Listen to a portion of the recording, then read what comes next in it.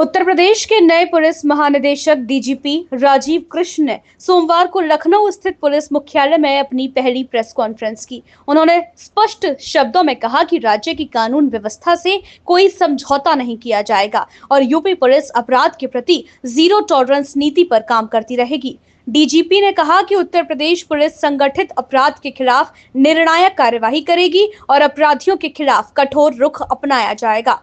महिला सुरक्षा को सर्वोच्च प्राथमिकता देते हुए उन्होंने बताया कि महिला अपराधों की रोकथाम के लिए विशेष रणनीति बनाई जा रही है, जिसमें संवेदनशील मामलों पर त्वरित कार्यवाही और निगरानी तंत्र को मजबूत करना शामिल है। राजीव कृष्ण ने साइबर अपराधों में बढ़ोतरी को लेकर चिंता जताई और बताया कि इस चुनौती से निपटने के लिए यूपी पुलिस का साइबर इंफ्रास्ट्रक्चर लगातार मजबूत किया जा रहा है। उन्होंने कहा कि हर जिले में साइबर क्राइम सेल की भूमिका को और प्रभावी बनाया जाएगा। उन्होंने आश्वासन दिया कि हर जिले में शांति व्यवस्था बनाए रखने के साथ साथ जन शिकायतों का त्वरित निस्तारण पुलिस की प्राथमिकता में रहेगा। डीजीपी ने पुलिस बल के कल्याण, प्रशिक्षण और आधुनिकीकरण पर विशेष बल दिया। उन्होंने कहा, हमारे पास प्रतिभाशाली और समर्पित पुलिसकर्मी हैं। उन्हें हर स्तर पर संसाधन और प्रशिक्षण उपलब्ध कराए जाएंगे ताकि वे अपनी जिम्मेदारियों का बेहतर ढंग से निर्वहन कर सकें। अपनी राय हमें कमेंट में जरूर बताएं और ऐसी ही लेटेस्ट अपडेट्स के लिए हमारे चैनल रॉयल बुलेटिन को लाइक, शेयर और सब्सक्राइब करना न भूलें।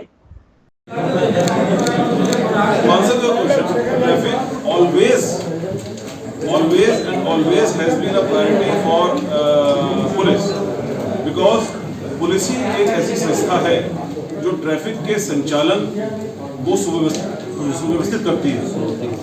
तो ये तो कोई बात ही नहीं है कि कहीं पर कोई बात ही नहीं है कि ट्रैफिक एक प्रायोरिटी नहीं है। ट्रैफिक डेफिनेटली एक प्रायोरिटी है, उसको एक समग्रता में लिया जा रहा है। उस समग्रता में रोड इंजीनियरिंग, उस समग्रता में टेक्नोलॉजी का समावेश। आज से अगर आप 8 साल पहले लखनऊ में चलते होते, मैं यहाँ पर 2007 में एसएसपी था, तो उस समय मेरे ख्याल से जो ट्रैफिक लाइटों की संख्या थी आज उसमें कम से कम 20 गुना बढ़ गई है। जो उस समय ऑटोमेटिक चालान तो उस टाइम सुना ही नहीं था कि क्या होता है। एनफोर्समेंट का प्रतिशत, एनफोर्समेंट की इफेक्टिवनेस जो उस समय वाहनों की संख्या थी उसके मुकाबले वो 10 गुना बढ़ गई। चैलेंजेस भी बढ़े हैं, टेक्नोलॉजी भी इम्प्रूव हुई है, उस टेक्नोलॉजी को इम्प्लीमेंट भी किया गया है और यही प्रक्रिया जारी रहेगी।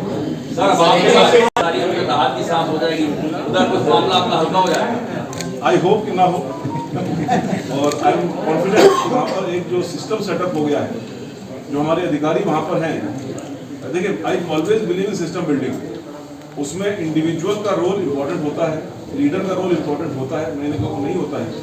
लेकिन अगर लीडर के जाते ही वो सिस्टम बिगड़ जाए तो मैं उसको मानता हूँ कि वो सिस्टम आपने मजबूत नहीं किया। तो विजिलेंस का system to that extent is quite robust now. जो वहाँ के अधिकारी हैं वो लगातार वे सब कार्य उसी उत्साह और उसी डायरेक्शन में करते रहेंगे जिस डायरेक्शन में पिछले 1-1.5 साल में उन्होंने किया है। जहाँ तक संख्या की बात है, आई एम कॉन्फिडेंट कि ज़्यादा केसेस ट्रैप के होंगे और उनको राहत नहीं मिलेगी। एक सवाल है कि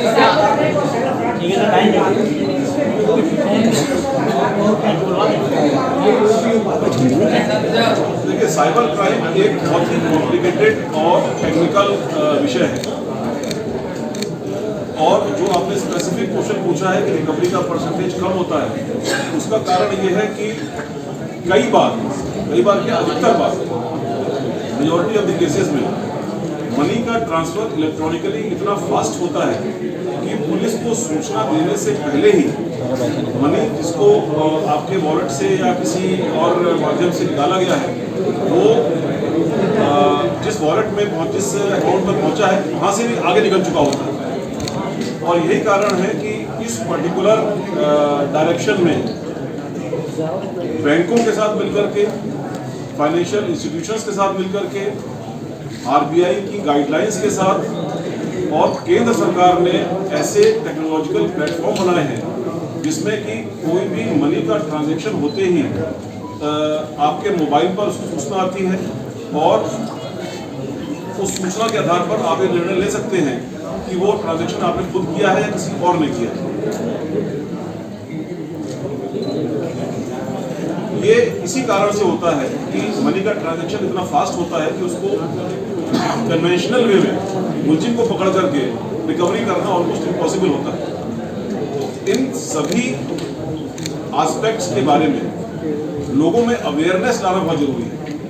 मैंने अच्छे खासे पढ़े लिखे लोगों को देखा है जो अभी भी इतने सारे अवेयरनेस कैंपेन्स के बाद मीडिया में बार बार अवेयरनेस कैंपेन चलाई जाती है, आप लोग चलाते हैं, सरकारें चलाती हैं, NGO चलाते हैं, इसके बावजूद भी अभी भी अननोन नंबर से मैलिशियस लिंक को क्लिक कर देते हैं और अपने फ़ोन को या अपने